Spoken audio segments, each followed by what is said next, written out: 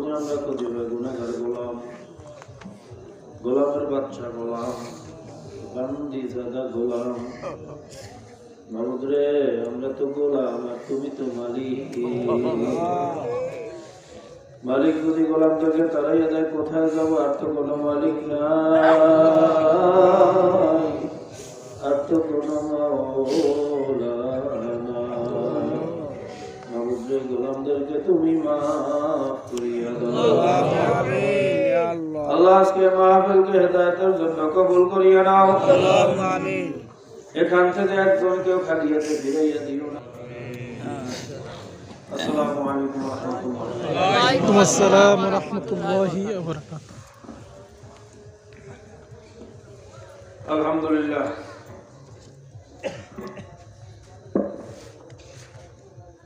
আলহামদুলিল্লাহ নাহমাদুহু ওয়া নাস্তাঈনুহু ওয়া নাস্তাগফিরুহু ওয়া নাউযু বিল্লাহি মিন শুরুরি আনফুসিনা ওয়া মিন সাইয়্যিআতি আ'মালিনা।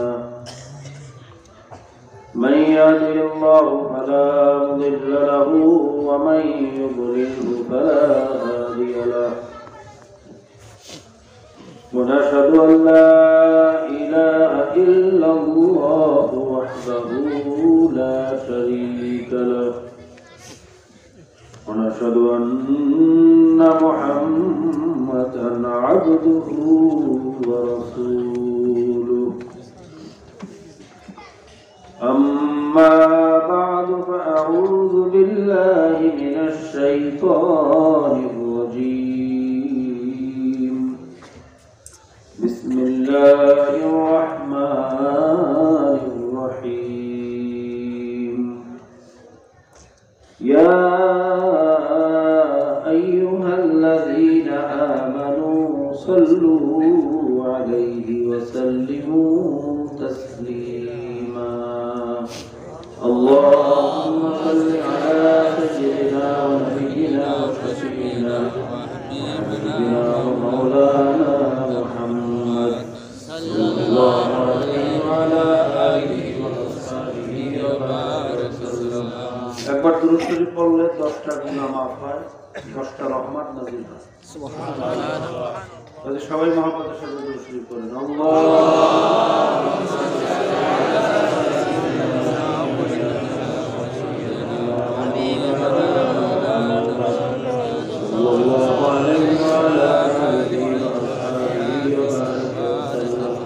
اللهم صل على سيدنا ونبينا وشفيعنا وحبيبنا ومولانا محمد صلى الله عليه وعلى آله وأصحابه وسلم. أعوذ بالله من الشيطان الرجيم. بسم الله الرحمن الرحيم. يا أيها الذين آمنوا اتقوا الله حق تقاته ولا تموتن إلا وأنتم مسلمون. وقال الله عز وجل في آية أخرى والذي بعث في الأميين رسولا منهم يتلو عليهم آياته ويزكيهم ويعلمهم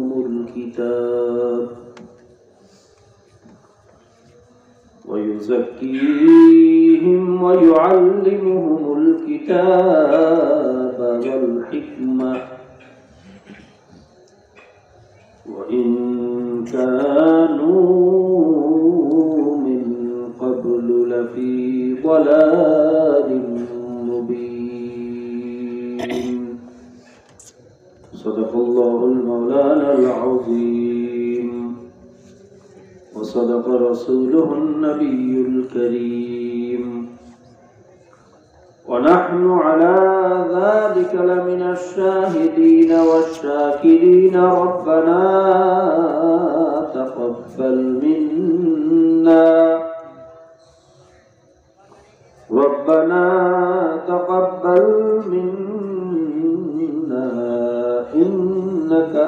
أنت السميع العليم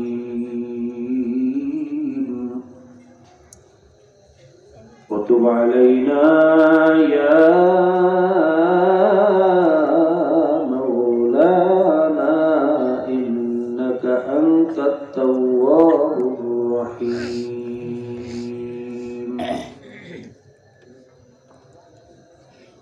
صدر اجلاس محترم معزز वजीब एहतराम हज़रत उलमा इकराम मुरब्बियान अज़ाम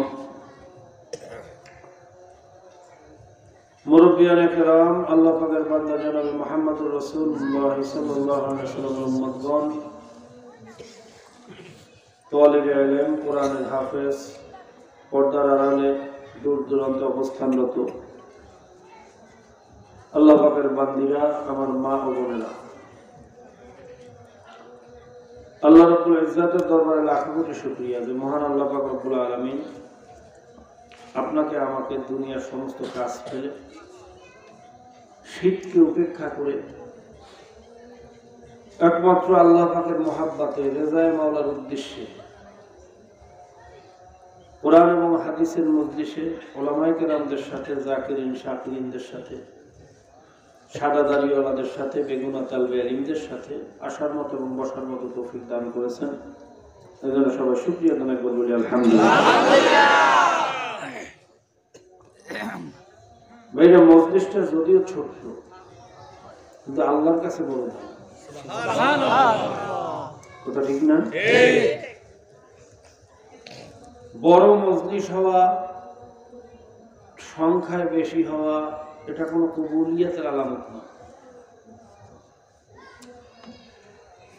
যদি সংখ্যায় বেশি হইলে কবুলিয়তের আলামত হইতো নূহ আলাইহিস সালাতু ওয়াস সালাম ৯৫০ বছর দাওয়াত দিয়েছেন। কত বছর? ৯৫০ উম্মত বানাইছে মাত্র ৪০ জন, কোন কোন রায়ত আছে ৮০ জন। কতজন? ৮০। দাওয়াত দিয়েছে কত বছর? ৯৫০ বছর দাওয়াত দিয়া উম্মত বানাইছে মাত্র ৪০ জন। আচ্ছা বলেন তো এই জন্য কি তার নবুয়তি কেটে গেছে? না। আল্লাহ পাকের দরবারে মর্তবা কমছে? না। সংখ্যা বেশি হওয়া এইটা খুব কবুলিয়তের আলামত না। আর আল্লাহ পাক রব্বুল আলামিন তো বলছেন কলিলুম মিন ইবাদিয়াশ শাকুর, আমার শুকরগুজারি বান্দার সংখ্যা হইবে কম। কথা ঠিক না? আর খারাপের তাসির একটু বেশি হয়। খারাপের তাসির বেশি হয়। যেমন দেখবেন আপনি যখন কোনো ফসল করবেন দেখবেন কত কষ্ট করতে হয়, বাঁচতে হয়, সার দাও, ঔষধ দাও, পানি দাও, আগাছা পরিষ্কার করো, পোকা দমন করো। এরপর ভাইরা একটু যত্নের যদি কমতি হয় ফসল ঘরে আনা যায় না। কথা ঠিক না? আর আগাছা কোনো চেষ্টা করা লাগবে না। আপনি কয়েকদিন যাইবেন না দেখবেন এমনি জঙ্গলে বসে গেছে, স্বাস্থ্য কত সুন্দর। কথা ঠিক না? খারাপের তাসির কি হয়? এক ডেক পোলাও পাক করছেন। কত ডেক? খুব সুন্দর করে একেবারে যৌক্তিক দিয়েছেন, ঘি দিয়েছেন খাঁটি, এরপর আপনি মনে করেন যত ধরনের সুন্দর জিনিস আছে ওর মধ্যে দিয়েছেন, এক ফোঁটা কেরোসিন ঢালছেন। কয় ফোঁটা? অথবা এক চামচ পচা পায়খানা দেবেন। আর যতই ভাইয়া ঘি দেন, জাফরান দেন, আর কিশমিশ দেন, আর পেস্তা দেন, এটা খাওয়া যাবে না। খারাপের কাছে কি হয়? জোরে কম। কাজে সংখ্যায় কম হওয়া এটা কোনো খারাপই না, আর সংখ্যায় বেশি হওয়া কবুলিয়তের আলামত না। যদিও মজলিসটা ছোট্ট, আল্লাহ রাসূলের ঘোষণা অনুযায়ী যখন আল্লাহ পাকের বান্দা বান্দিরা মাওলার জিকিরের জন্য একত্রিত হয়, কি জন্য? আল্লাহ পাক রব্বুল আলামিনের চেয়ে একটা উত্তম মজলিস নিয়ে ভাইয়া ফেরেশতাদেরকে নিয়ে বসিয়ে দেয়। সুবহানাল্লাহ। আল্লাহ পাক রব্বুল আলামিন ফেরেশতাদের কাছে জিজ্ঞাসা করেন, ফেরেশতারা এই ঠান্ডার মধ্যে ঠান্ডা জমিনে আমার কিছু বান্দাবান্দি বসে রয়েছে, ঘটনাটা ওখানে বসে পড়ে ভাইয়া আমরা এখানে কি করি? এটা বুঝে আল্লাহ জানে না? কথা বলে আল্লাহ তো আলিমুন বিজাতিস সুদূর, আল্লাহ তো কলবের খবর জানে। জিন ইনসান ফেরেশতা যেটা জানে না, কার অন্তরের মধ্যে এখন কি আসে, কে কি চিন্তা করতেছি, এটা কেউ জানে না, একমাত্র জানেন আল্লাহ। তো যে আল্লাহ সব জানেন, সে আবার ফেরেশতাদের কাছে কেন জিজ্ঞেস করেন?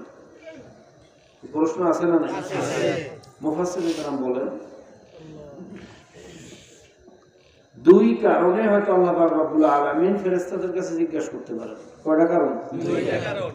এক নাম্বার কারণ, আমরা এখানে বসে কি করতেছি, আল্লাহ পাক রব্বুল আলামিন এইটা ফেরেশতাদেরকে সাক্ষী রাখতেছেন, সুবহানাল্লাহ, যাতে কিয়ামতের ময়দানে হিসাব নিকাশ লাগে না, ফেরেশতারা সাক্ষী দিয়ে পার করে দেয়, সুবহানাল্লাহ। দুই নাম্বার কারণ হইতে পারে, যে যে জিনিসকে বেশি ভালোবাসে সেই জিনিসের আলোচনা করতে তার কাছে বেশি মজা লাগে, অথবা যেই জিনিসকে যে ভালোবাসে তার প্রশংসা শুনতে অন্যের মুখে আরো বেশি ভালো লাগে।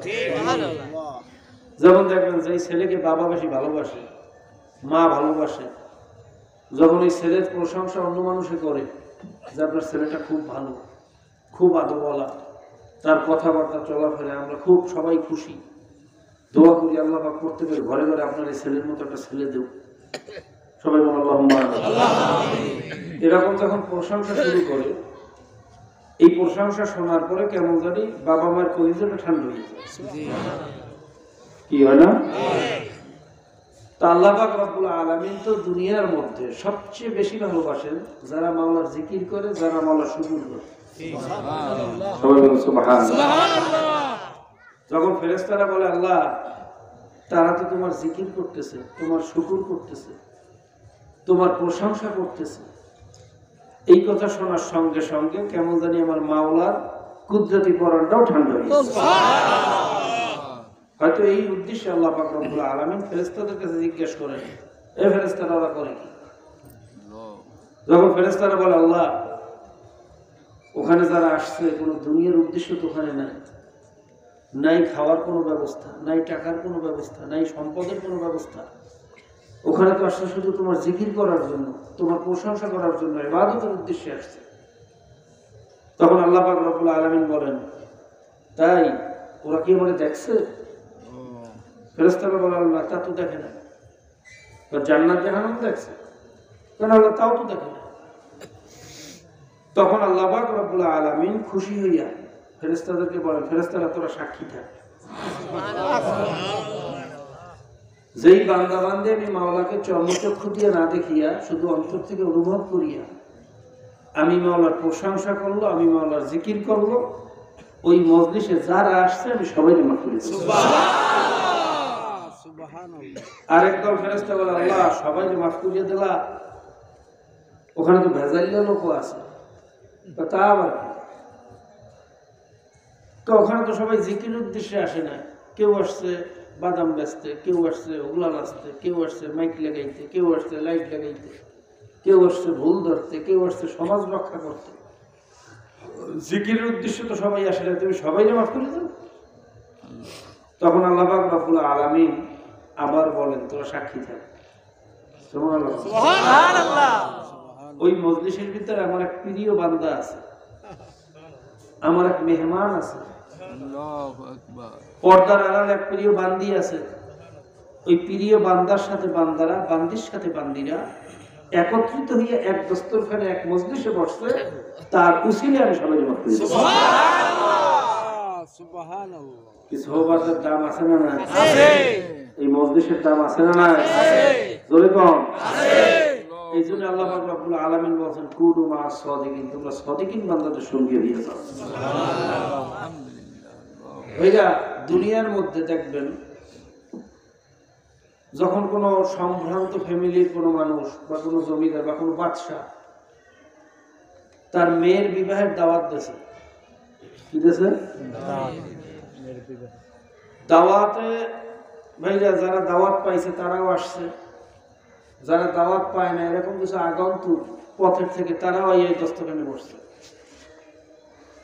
আচ্ছা বলেন তো, এরকম কোন দাওয়াত ছাড়া মেহমান যদি এসে মজলিসে বসে হাত তুলে উঠিয়ে দিতে পারবেন? আপনাদের এলাকায় কেউ পারে? কথা কম। কোন সম্মানিত ব্যক্তি, কোন বাইরে জমিদার বা কোন বংশীয় মানুষ দাওয়াত ছাড়া কোন মানুষ এসে টেবিলে বসলে উঠিয়ে যেতে পারে না। বরং সেই মেহমানদের খাতিলে তাদের জন্য যে মেহমানদারির ব্যবস্থা, যারা দাওয়াত ছাড়া আসছে তাদের জন্য একই ব্যবস্থা, বিভিন্ন ব্যবস্থা। তা আমার মাওলা কি দুনিয়ার জমিদার চেয়ে ছোট? আমার মাওলা কি দুনিয়ার বাদশার চেয়ে ছোট? না, আমার মাওলা বাদশার বাদশা। তো দুনিয়ার সাধারণ এক জমিদার, সাধারণ এক বাদশা যদি তার মেহমানদের সাথে সাধারণ মানুষ আসার কারণে তাদেরকেও মেহমান হিসেবে গ্রহণ করতে পারে, তা আমার মাওলা তার প্রিয় বান্দাদের সাথে যদি এরকম কিছু আগন্তুক যারা বিভিন্ন অর্জন করার তৌফিক দান করুন। ভাইরা, এই মজলিসটার কত দাম যারা মোমেন তারা বোঝে। হাদিসের ভিতরে আসছে, আল্লাহ রাসূল সাল্লাল্লাহু আলাইহি ওয়াসাল্লাম বলেছেন, একজন হক্কানি আলেমের চেহারার দিকে যদি কেউ মুহাব্বতের সাথে তাকায়, তার সগীরা গুনাহগুলো সাথে সাথে জড়িয়ে যায়। সুবহানাল্লাহ। একজন আল্লাহর ওলি হক্কানি আলেম যদি রাস্তা দিয়ে হাঁটিয়ে যায়, ওই এলাকার ভিতরে 40 দিনের জন্য কবর আযাব বন্ধ হয়ে যায়। সুবহানাল্লাহ। বেহেশতের ভিতরে ভাইরা কিয়ামতের ময়দানে যখন গুনাহগারদেরকে নিয়ে জাহান্নামের দিকে রওনা করবে, কোথায়? জাহান্নামে। হাতে পায়ে জাহান্নামের শিকল, গুনাহ মাফ করাইয়া যাইতে পারে না, গুনার কারণে জাহান্নামের হুকুম হয়ে গেছে। এমন কিছু জান্নাতীদের সাথে দেখা হবে যাদের সাথে দুনিয়ায় বসে ভালোবাসা ছিল, মহব্বত ছিল, পরিচয় ছিল। তখন ওই জান্নাতীদের দেখে চিনে ফেলাইবে, ডাক দিয়ে বলো, ভাই আব্দুর রহমান, আমি আব্দুর রহিম, আমার চিনতে পারো না? ওই যে একসাথে বসে মাহফিল করছিলাম, ওই যে পাশ গাছছিলাম, মাহফিলের হোকলালা ছিলাম, ওই মাদ্রাসা মসজিদে খেদমত করছিলাম, মানুষের রাস্তা বেঁধে দিয়েছিলাম, তোমার মনে নাই? আমি সেই আব্দুর রহিম।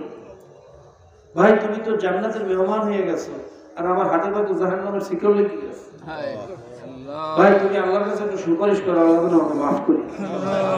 জোরে বলো সুবহানাল্লাহ। যখন এভাবে পরিচয় হবে, একজন আরেকজনকে যখন চিনে ফেলাইবে, তখন আল্লাহর কাছে দরখাস্ত করবে, আল্লাহ, এই আব্দুর রহিম দুনিয়াতে অনেক তোমার দিনের খেদমত করছে, আলেম ওলামাদেরকে সম্মান ইজ্জত করছে, মহব্বত করছে, আল্লাহ ওয়ালাদেরকে ভালোবাসছে, তোমার নবীরে ভালোবাসছে, মাদ্রাসা মসজিদকে ভালোবাসছে, মাহফিলে উপস্থিত থাকতো। আল্লাহ সামান্য গুনার কারণে তার জাহান্নামের হুকুম হয়ে গেছে। এই আব্দুর রহিমের রাখলে জান্নাতে যাই আল্লাহ শান্তি পাবো। আল্লাহ তুমি তাকে মাফ করি। যখন আল্লাহর প্রিয় কিছু বান্দারা এইভাবে সুপারিশ করবেন, হাদিসের ভিতরে আসছে, আল্লাহ রাসূল সাল্লাল্লাহু আলাইহি ওয়াসাল্লাম বলেছেন, একজন হাফেজ কমপক্ষে 10 জন জাহান্নামীকে জান্নাতে নিয়ে যেতে পারে। সুবহানাল্লাহ। একজন হক্কানি আলেম, একজন আল্লাহর খাঁটি ওলি কমপক্ষে 40 জনকে সুপারিশ করিয়া মাওলা জান্নাতের ব্যবস্থা করে দিতে পারে। সুবহানাল্লাহ। আল্লাহু ইউদাইফু মান ইয়াশা, আল্লাহু ওয়াসিউন আলিম। আল্লাহ যদি চায়, যার যার যোগ্যতা অনুযায়ী, মানজিল অনুযায়ী সুপারিশের যোগ্যতা, ক্ষমতা আরো বাড়াই দিতে পারে। সুবহানাল্লাহ। কাজী ভাইরা, এই মজলিসের অনেক দাম। কি দাম আছে না? আছে। সোহবতের অনেক দাম। আল্লাহর ওলিদের সাথে মহব্বত রাখলে অনেক দাম। বলতে পারেন, হুজুর, তাহলে সোহবতের যদি এত দাম হয়, এই মজলিসের যদি এত মূল্য হয়, তাহলে আবু জাহেল, আবু তালেব, উতবা, শায়বা, মুসাইলামতুল কাযযাবেরা, রইসুল মুনাফিকিনেরা, তারাও তো আল্লাহ রসুলের সোহবত পাইছে, আল্লাহ রসুলের মজলিসে বসছে, তার নসিহত শুনছে, তাহলে তারা কেন জাহান্নামে যাইবে?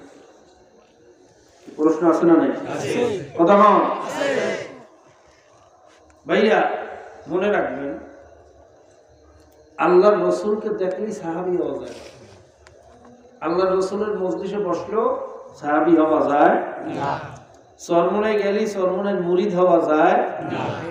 অনেক জায়গায় আমি দেওবন্দি, আমি বড় আলেম, আমি বুখারীর ওস্তাদ, 50 বছর বুখারী পড়াইলে জান্নাতে যাওয়া যায় না। 50 বছর বুখারী পড়াইলে যদি জান্নাতে যাওয়া যাইতো, তাহলে ইবলিস জান্নাতে যাইবে সবাই জানে। ঠিক কি কথা, ঠিক না? ঠিক। ইবলিসের তো বুখারী মুখস্থ। বাইরে বর্তমানে আল আজহার বিশ্ববিদ্যালয়, যারা শিক্ষিত আছেন গবেষক আছেন নিশ্চয়ই আপনারা জানবেন, আল আজহার বিশ্ববিদ্যালয় মিশরে, সেখানে হাদিসের কিতাব পড়াইতেছে, সিয়াসাতের কিতাব পড়ায়, বুখারী পড়ায়, মুসলিম পড়ায়, তিরমিজি পড়ায়, আবু দাউদ পড়ায়, নাসাই পড়ায়, ইবনে মাজাহ পড়ায়, অথচ ইহুদি। কি কথা কয় না? বুখারী পড়াইতেছে। এই ভারতে ক্যালকাটায় আলিয়া মাদ্রাসায় 32 জন প্রিন্সিপাল ছিল খ্রিস্টান। কতজন? প্রিন্সিপাল হওয়ার জন্য কি কোরআন হাদিস কম জানতে হয়? মাদ্রাসা প্রিন্সিপাল হইতেই না, বেশি জানা লাগে? পড়ালেখা কম জানলে প্রিন্সিপাল হওয়া যায় না? কথা বল না, বেশি জানা লাগে? 32 জন প্রিন্সিপাল ছিল খ্রিস্টান, মাদ্রাসার প্রিন্সিপাল। বুখারীও পড়াইছে, কিন্তু কোনো কাম জোরে কম। কাজে 50 বছর বুখারী পড়াইলে জান্নাতে যাওয়া যায় না যদি ঈমান ঠিক না থাকে। কি ঠিক না থাকে? আল্লাহর রাসূলকে দেখলেও জান্নাতে যাওয়া যায় না, সাহাবী হওয়া যায় না, ফজিলত অর্জন করা যায় না যদি ঈমান ঠিক না থাকে। কি ঠিক না থাকে? এইজন্য আমাদের প্রধান কাজ হলো ঈমান ঠিক রাখা। কি ঠিক রাখা? আল্লাহর ফজলে যদি ঈমানটা ঠিক থাকে, যদি সামান্য গুনার কারণে জাহান্নামের হুকুম আল্লাহ মাফ করুক কার উপর হইয়াও যায়, আর যদি ঈমানটা ঠিক থাকে হয়তো আল্লাহ পাক রব্বুল আলামিন কারো সুপারিশের মাধ্যমে জান্নাতের ব্যবস্থা করে দিবেন। সুবহানাল্লাহ। কিন্তু খোদা না খাস্তা, খুব ভালো করে মনে রাখবেন, যদি ঈমান ঠিক না থাকে আল্লাহর রাসূলও কাউকে সুপারিশ করে জান্নাতে নিতে পারবে না। জোরে কোন পারবে? যদি আল্লাহর রাসূল সুপারিশ করে জান্নাতে নিতে পারতেন তাহলে তার আপন চাচা আবু তালেবকে জান্নাতে নিতে পারতেন। ঠিক ঠিক। যেই চাচা বাপের মতো তাকে ভাইরা ভালোবাসতেন, পাহারা দিয়েছে। আবু তালেবের জীবদ্দশায় আল্লাহর রাসূলের দিকে কেউ আঙ্গুল উঁচু করিয়ে কথা বলবে, চক্ষু গরম করিয়ে কথা বলবে, এত বড় ক্ষমতা কোনো কাফেরের ছিল না। ঠিক। সৈন্যকে যেরকম ঢাল পাহারা দেয়, আল্লাহর রাসূলকে আবু তালেব সেইভাবে পাহারা দিয়েছে। সুবহানাল্লাহ। মৃত্যুর আগ পর্যন্ত আল্লাহ রাসূলকে এইভাবে ভালোবাসছে। কিন্তু এত ভালোবাসা, এত মহাব্বত, আল্লাহ রাসূল তার চাচাকে বাবার মতো শ্রদ্ধা করতেন। ভাইয়া এরপরে আল্লাহ রাসূল তার আপন চাচাকে জান্নাতে নিতে পারবে না? জোরে কইয়ে না। ইব্রাহিম আলাইহিস সালাম তার বাবা আজর কুমারকে নবী হইয়া তার বাবারে, খুব ভালো করে বলছেন, নবী হইয়া তার বাবারে জান্নাতে নিতে পারবে না। নূহ আলাইহিস সালাম তার ছেলে কেনানকে নবী হইয়া ছেলেকে জান্নাতে নিতে পারবে না, কারণ ঈমান ঠিক ছিল না। কি ঠিক ছিল না? ঈমান ছিল না। জোরে কোন? ঈমান ঠিক ছিল না। তাহলে বোঝা গেল ঈমান ছাড়া এই মাহফিলের কোনো মূল্য নাই, ইবাদতের কোনো মূল্য নাই, পীরের কোনো মূল্য নাই, মুরিদের কোনো মূল্য নাই, 50 বছর বুখারী পড়াইলে কোনো লাভ নাই, আল্লাহর রাসূলের রক্তের আত্মীয় হইলে কোনো লাভ নাই। ঠিক। কি কথা ঠিক কইলাম না? ঠিক। তাহলে আমাদের প্রথম কাজ কি ঠিক করা? ঈমান। মনে থাকবে সবাই? ইনশাআল্লাহ মনে থাকবে তো? ইনশাআল্লাহ। আল্লাহ পাক রব্বুল আলামিন আমাদের সকলকে খাঁটি মুমিন হওয়ার তৌফিক দান করুন। আমিন। এইবার আসেন আমাদের ঈমানের অবস্থা কি, সামান্য একটু পরীক্ষা নেই নিমু ইনশাআল্লাহ। রাগ হইবেন না তো? বুঝলেন কিন্তু বুঝতে হইলে কইয়ে। আর হক কথা কইলে যদি কেউ রাগ হয়, আল হক মুরুন, হক কথা তো একটু তিতেই হয়। ঔষধ একটু তিতে হয় না, মিঠে লাগে? কথা বলে না? তো রোগের চিকিৎসার জন্য অ্যান্টিবায়োটিক ঔষধ খাইবেন, একটু তিতে লাগলেও তো খাওয়া লাগবে, করার জন্য ছিল না। কাজে আমার কথা যদি তিতেও লাগে তারপর বলতোই। আচ্ছা বলেন তো, এই শতকরা 92% মুসলমানের দেশ বাংলাদেশ না?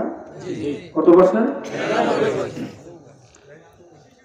আচ্ছা বাংলাদেশে কি মুসলমানের আইন আদর্শ চলে না কাফের মুশরিকের আইন আদর্শ চলে? কাফের মুশরিকের আদর্শ চলে। সবাই কথা কি? কোনো সন্দেহ আছে? না। কোনো সন্দেহ আছে? না। আমাদের দেশে টাকার বিনিময়ে পতিতালয়ে যে জেনা করা যায়, নাউজুবিল্লাহ, বারে যাইয়া টাকা দিয়ে মদ খাওয়া যায়, নাউজুবিল্লাহ, আপোষে মিলামিশা জেনা করলে কোনো দোষ নাই, নাউজুবিল্লাহ, এইটা ছেলেবাজে বলে আবার ঢুকেইছে যে আপোষের দুজনের সম্মতিতে যদি জেনা হয়, শারীরিক সম্পর্ক হয়, এটা কোনো দোষের কিছু না, নাউজুবিল্লাহ। এই জন্য গণতন্ত্রবাদীরা স্লোগানও দেয়, দেহ আমার, সিদ্ধান্ত আমার, আমার দেহ আমি দেব, যারে খুশি তারে দেব। নাউজুবিল্লাহ, নাউজুবিল্লাহ। আমার দেহ আমি দেবো, যারে খুশি তারে দেবো, এটা কি কোনো মানুষের স্লোগান না জানোয়ারের স্লোগান? এটা কোনো মুসলমান তো দূরের কথা, মানুষের স্লোগান হইতে পারে? ভাইরা 18 বছর হওয়ার আগে কোনো মেয়ের বিয়ে দিলে যে বিয়ে দেবে তার ওজেল, যে বিয়ে পড়াইবে তার ওজেল, যে সাক্ষী দেবে তার ওজেল। অথচ 16 বছরের মেয়েরা 14 বছরের মেয়েরা যে পতিতা বৃত্তি করতেছে, দেহ ব্যবসা করতেছে, তার বিরুদ্ধে কোনো ব্যবস্থা নাই, আইন নেই। কারণ এরা তো বলে আপোষে মিললে বিশ্বাস জানা উভয়ের সম্মতিতে, এটা তো বৈধ, এটা কোনো দোষ নাই। এটা কি মুসলমানরা না কাফেররা? জোরে বল। আচ্ছা বলেন তো কাফেরের আইনগুলা যে পাশ করে কারা করে? জিন এবং ইনসানরা? জিন আর ফেরেশতারা? আমেরিকার কোন লোকেই করে? খ্রিস্টানেরাই করে? হিন্দুরা করে? না, এই দেশের জনগণ করে। এই দেশের জনগণ করে। বুঝতে পাইছেন?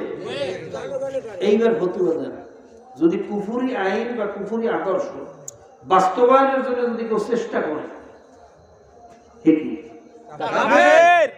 হ্যাঁ কাফের। আর ঈমান আছে না? যদি বুঝতে শুনে কেউ আল্লাহর বিরুদ্ধে, কোরআনের বিরুদ্ধে, আল্লাহ রাসূলের বিরুদ্ধে সামান্য আইন, সামান্য একটা যদি আল্লাহ রাসূলের বিরুদ্ধে কোন আদর্শের বাইরে প্রতিষ্ঠিত চেষ্টা করে, সে যত বড় বুখারীর ওস্তাদ হোক, যত বড় পীর হোক, আর যত বড় মুফতি হোক, মুহাদ্দিস হোক, দুনিয়ার মানুষের কাছে বুজুর্গ হইতে পারে, মুহাদ্দিস হইতে পারে, খোদার কসম খাইয়ে বলতে পারি আমার মাওলার কাছে মুমিন হইতে পারে না, মুসলমান। আল্লাহ পাক রব্বুল আলামিন আমাদের সকলকে বোঝার তৌফিক দান করুন। আমিন। মুসলমান কোনদিন কুফরি আদর্শ বাস্তবায়নের চেষ্টা করতে পারে না। ঠিক। আফসোস, অথচ বাংলাদেশের মুসলমানের সন্তান কেউ বুঝতে করে না, না বুঝতে করে আমি জানি না, এই কুফরি আদর্শ বাস্তবায়নের জন্য চেষ্টা করতে। আপনি যদি ভালো কোনো আদর্শ না পান, যদি আল্লাহ রাসূলের আদর্শ বাস্তবায়নের কোনো প্ল্যাটফর্ম, কোনো সুযোগ আপনার কাছে না থাকে, আপনি ঘরে বসে থাকেন, তারপরে হয়তো সরিষার দানা পরিমাণ হইলে ঈমান আপনার ভিতরে থাকবে। আর ঈমান নিয়ে যদি আল্লাহর ফজলে কবরে যাওয়া যায়, সামান্য গুনাহ থাকলে আল্লাহ ওটা আশা করি যে কোনো কায়দা মাফ করাইই কবরে নেবেন। এরপরেও যদি কোনো কারণে থাকিয়া যায়, মাফ করার সুযোগ না থাকে, হয়তো বা কিয়ামতের ময়দানে কোনো সুপারিশের ব্যবস্থা আল্লাহ করে দিতে পারে। যদি কোনো সুপারিশও কখনো না জোটে, জাহান্নাম ভোগ করার পরে একদিন না একদিন জান্নাতে যাওয়ার আশা করা যায়। কি কথা ঠিক না?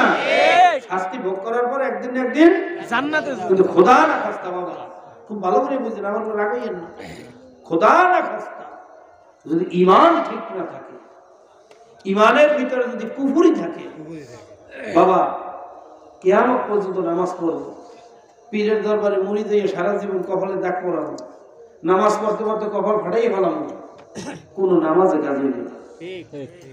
যদি নামাজ পড়লেই জান্নাতে যাওয়া যাইতো, তাহলে ইবলিস জান্নাতে যাইতো সবাই। কি কথা ঠিক না? আল্লাহ পাক রব্বুল আলামিন আমাদের সকলকে আগে ঈমানটা মজবুত করার তৌফিক দান করুন। আমিন। কি হইল মুসলমানের, আমার বুঝে আসে না বাবা। আল্লাহ ভাইরা, এই যে কথাগুলো বললাম, একটু বলেন তো কথাগুলো কি বানান না গাছতারা কইছি না বাস্তব সত্য কইছি? বাস্তব সত্য। কোরআন হাদিসের পক্ষে গেছে না বিরুদ্ধে গেছে? এরপরেও যদি কোনো কপাল পোড়া খালি ঘাট দিয়ে ঠেলে, হুজুররা বুঝে কি? কোনটা সব বুঝছে? এখন তো বড় মুফতি হলো শাহরিয়াত কবির বাংলাদেশে। নাউজুবিল্লাহ। শোনেন না? ইসলামের ফতোয়া দেয় শাহরিয়াত কবির। বছরের পর বছর কোরআন হাদিস টানতে টানতে ঘাড়ে ডাক পড়াইলো, হেরা ভাইরা ফতুয়া বোঝে না, ফতুয়া বোঝে শাহরিয়াত কবির। যেটা ভাইরা আউযুবিল্লাহ বিসমিল্লাহ সহি শুদ্ধভাবে পড়তে পারে না, সূরা ফাতিহা ঠিকমতো পড়তে পারে না। কি কথা ঠিক না? ঠিক। আল্লাহ পাক রব্বুল আলামিন এই কপাল পোড়া জাতিকে বোঝার তৌফিক দান করুন। আমিন। এরপরেও যদি কেউ না বোঝে, আমি মনে করব এটা কপাল পোড়া আবু জাহেল মার্কা। কি মার্কা? আবু জাহেল মার্কা। আবু তালেব মার্কা। কি মার্কা? আবু তালেব মার্কা। জোরে বল। আবু তালেব মার্কা। আবু তালেব, আবু জাহেল আল্লাহর রাসূলের সোহবত পাওয়ার পরেও, আল্লাহর রাসূলের জবানের দাওয়াত, তার নসিহত শোনার পরেও এই কপাল পোড়ার দিনের কথা আসতে পারে না। তা কিয়ামত পর্যন্ত একদল কপাল পোড়া থাকবে না? থাকবে না? থাকবে। জোরে বল। থাকবে। দুনিয়ার মহাব্বতে যারা অন্ধ হয়ে গেছে, আবু জাহেল কিন্তু বিশ্বাস করতো আল্লাহর রাসূল সত্য নয়। কি জানেন না ঘটনা? আবু তালেবও বিশ্বাস করতো আবু তালেব নবুয়তের সময় বলছেন, আল্লাহ রাসূল যখন বলছেন চাচা আপনি আজকে কাফের হইয়া মারা যাইবেন বেঈমান হইয়া, আমি এটা সহ্য করতে পারতেছি না, আপনি একবার আমাকে সাক্ষী রেখে কালেমা করেন, আমাকে নবী বললেন নেতা বললে স্বীকার করেন, ইনশাআল্লাহ আপনাকে সুপারিশ করে আমরা বেহেশতে নিয়ে যাব। জোরে বলো সুবহানাল্লাহ। তখন কপাল পরে বলছে, ভাতিজা আমি জানি তুমি সত্য নবী, আমার কাছে প্রমাণিত তুমি যে সত্য নবী। জোরে বলো সুবহানাল্লাহ। কিন্তু শেষ মুহূর্তে আমি যদি কালেমা করিয়া তোমাকে নেতা মানিয়া দুনিয়া থেকে বিদায় হই, তাহলে মক্কার কাফেররা বলবে দেখছো আবু তালেবের মতো এত বড় নেতা, শেষ পর্যন্ত তার বাপদাদা ধর্ম ছাড়িয়া মুহাম্মাদের কাছে হার মানছে, আমি এইটা সহ্য করতে পারবো না। ওই ক্ষমতার মহব্বতে সম্মানের মহব্বতে রয়েছে। আমাদের দেশেও একদল এরকম আবু তালেব মার্কা, আবু জাহেল মার্কা। আবু জাহেল বলছিল আমি যদি এখন এই কথা স্বীকার করি মুহাম্মদ সত্য নবী, তাহলে এই যে মক্কার কাফেররা আমার নেতা মানে আমার কথায় চলে, আমার এই নেতাগিরি, আমার এই দল বল, আমার এই ক্ষমতা কিছু থাকবে, সব দিন মুহাম্মাদের চলে যাই। তাহলে আবু তালেব বিশ্বাস করতো আল্লাহ রাসূল সত্য নবী, আবু জাহেল বিশ্বাস করতো আল্লাহ রাসূল সত্য নবী, কিন্তু দুটোটারে পাইছে দুনিয়ার মহব্বতে, ক্ষমতার মহব্বতে, দলের মহব্বতে। কথা বল না গা? আমাদের দেশে এরকম আবু জাহেল আবু তালেব মার্কা একদল মুসলমান আছে না নাই? আল্লাহর উপর বিশ্বাস আছে, নবীর উপর বিশ্বাস আছে, কিন্তু কাজে করবে আবু জাহেলের আদর্শ বাস্তবায়নের জন্য পাগল হয়ে গেছে। কথা বল না গা? কারণটা কি? ওই ক্ষমতার মহব্বত, দলের মহব্বত। যদি আমি এটা না করি তাহলে আমি এমপি হতে পারবো না, আমি এটা না করলে তো রাস্তা চুরি করে হেঁটতে পারবো না, পোল চুরি করে হেঁটতে পারবো না, রডের পরিবর্তে বাঁশ দিতে পারবো না। কথা বলে না? আমার এই দল বল, ক্ষমতায়, সম্মান, ইজ্জত সব চাইবে, অথচ ভিতরে বিশ্বাস আছে। কি আছে না? কথা বল। এবং আবু জাহেল মার্কা একদম কপাল করে আমাদের দেশে আছে না নাই? আল্লাহ পাক রব্বুল আলামিন আমাদের সকলকে খাঁটি মুমিন হওয়ার তৌফিক দান করুন। আমিন। এইজন্য ভাইরা, হেদায়েতের মালিক কোনো আলেম না, কোনো পীর না, নবীদের হাতে হেদায়েত ছিল না, হেদায়েতের মালিক হলো আল্লাহ। কে? আল্লাহ। এইজন্য আল্লাহর কাছে বেশি বেশি দোয়া করতে হবে, মাওলার কাছে বেশি বেশি হেদায়েত চাইতে হবে। আল্লাহ পাক রব্বুল আলামিন তো প্রত্যেক নামাজেই দোয়া শিখিয়ে দিয়েছেন, ইহদিনাস সিরাতাল মুস্তাকিম। মালিক রে, তুমি আমাদেরকে সহজ সরল সিরাতাল মুস্তাকিম, হেদায়েতের রাস্তা, জান্নাতের রাস্তা দেখাও, নাজাতের রাস্তা দেখাও। যদি মালিকের কাছে চাওয়ার মতো চাইতে পারি, আমার মাওলা বলছে আমিও খালিয়ে ফিরেইতে জানি না, আমি মাওলা বড় দয়ার মাওলা, আমি মাওলা বড় মায়ার মাওলা, আমি বান্দা বান্দিকে ভাইয়া তোর মায়ের চেয়েও বেশি ভালোবাসি। তোরে কল সুবহানাল্লাহ। এ বান্দা বান্দি, তোরা যদি আমার কাছে ফেরার মতো ফিরতে পারো, পাহাড় পরিমাণ গুনাহ করছো, আসমান জমিন বরাবর গুনাহ করছো, এ বান্দা বান্দি আয় আয় আয় আয়, আমার কাছে মাপ চা, ক্ষমা চা, আমি তোদের জীবনের সমস্ত গুনাহ মাফ করিয়ে দেব। সবাই বলুন সুবহানাল্লাহ। কাজী ভাইরা, ভুল করছি, অন্যায় করছি, বুঝি নাই না বুঝিয়া করছি ভাইরা, আল্লাহ আল্লাহর রাসূলের দুশমনি করছি, কাজে কর্মে দুশমনি করছি, ইহুদি খ্রিস্টান কাফের মুশরিকের আদর্শ বাস্তবায়নের চেষ্টা করছি। এই মুহূর্তে তওবা করেন, তওবার দরজা মওয়াতের আগ পর্যন্ত খোলা। খোদা না খাস্তা যদি মালাকুল মওয়াত হাজির হইয়াই যায়, তওবা করার সুযোগ কিন্তু আর থাকবে না। দুই সময় কিন্তু তওবাও কবুল হবে না। বাবা আসলে মালাকুল মওয়াত যখন হাজির হইয়া যাইবে সাকরাতুল মওয়াতের সময়, সারা জীবন মাওলার দুশমনি করবার, আজরাইলকে দেখার পরে তওবা শুরু করবা। তোমার মতো সিটারকে মাওলা তওবা করার সুযোগ দেবে না। কথা ঠিক না বেটি? আর একটা যখন পশ্চিম দিক থেকে সূর্য উঠিয়া যাইবে, বাবা কিয়ামতের আখেরি ডাঙ্কা বাজিয়া যাইবে, সূর্যটা পশ্চিম দিক থেকে উঠিয়া যাইবে, একদল মুনাফিকের গোষ্ঠী ওই সূর্য দেখার পরে একই হইয়া যাইবে কিয়ামত শুরু হইয়া গেছে, তাড়াতাড়ি তওবা শুরু করবে। ওই সূর্য ওঠার পরে 2 থেকে 2.5 দিন সময় থাকবে, মাওলার রহমতের দরওয়াজাটা টাস করে বন্ধ হয়ে যাইবে, আর তওবা কবুল করা হবে না। সারা জীবন মাওলার বিরোধিতা করবা, মৌতের সময় তওবা করবা, সূর্য পশ্চিম দিক থেকে দেখার পরে তওবা করবা। তোমার মতো চালাক, তোমার মতো বাটপারকে মাওলায় তওবা করার সুযোগও কিন্তু দেবে না। কাজী বাবা, দুই সময় আসার আগেই তওবা করা লাগবে। জানি না এই মজলিস থেকে বাড়ি পর্যন্ত যাইতে পারবো কিনা। আল্লাহ, এই রাত্রটা আমার আপনার উপরে থেকে যায় না না যায়। আজরাইল কোন জায়গায় ঘটিতে দাঁড়িয়ে রয়েছে বলা যায় না। খোদা না কাস্তা যখন খপ করিয়া থাবাটা মারবে, বাবা কলিজার রগগুলোর সিরিয়া সিরিয়া জানটা কবজ করিয়া লইয়া যাইবে, আর কিন্তু সুযোগ পাবা না। কাজী বাবা, এই মজলিসটা বড় দামি মজলিস। এখানে অনেক আল্লাহর ওলিরা আছে, অনেক হক্কানি ওলামায়ে কেরাম আছে, অনেক সাদা দাড়িওয়ালা আছে, যারা কান্না শুরু করলে এখন মাওলায় লজ্জা পায়। এমন বেগুলা তালবে আলিম আছে যাদের পায়ে নেমে ফেরেশতারা নূরের পরবি যায়। আল্লাহ, এরকম মজলিস আর কোনদিন পাবো কিনা বাবা জানি না। কাজী পায়ে হাত দিয়েও বলিয়া গেলাম, এই মুহূর্তে তওবা করো, এই মুহূর্তে তওবা করো বাবা।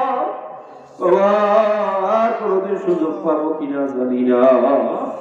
আল্লাহ, যদি তওবার মতো তওবা করতেই পারো, খোদার কসম খাইয়াও বলতে পারি, আমার মাওলা বড় দয়ার মাওলা, আমার মাওলা বড় মায়ার মাওলা। তওবার মতো তওবা করতে পারলে আমার মাওলা খালি হাতে ফিরাইতে জানে না। ভাইরা, দাহিয়া কলবির মতো লোককে যদি আমার মাওলা মাফ করতে পারেন, দাহিয়া কলবি একবার আল্লাহর রাসূলের দরবারে যাইয়া বলতেছেন, ও আল্লাহর নবী, আমারে কি মাওলা মাফ করবেন নাকি? আল্লাহর রাসূল বলেন, ভাই তুমি যত বড়ই গুনাহ করো, আমার মাওলা ওয়াদা করেছেন তওবা করলে আমি মাফ করিয়ে দেব।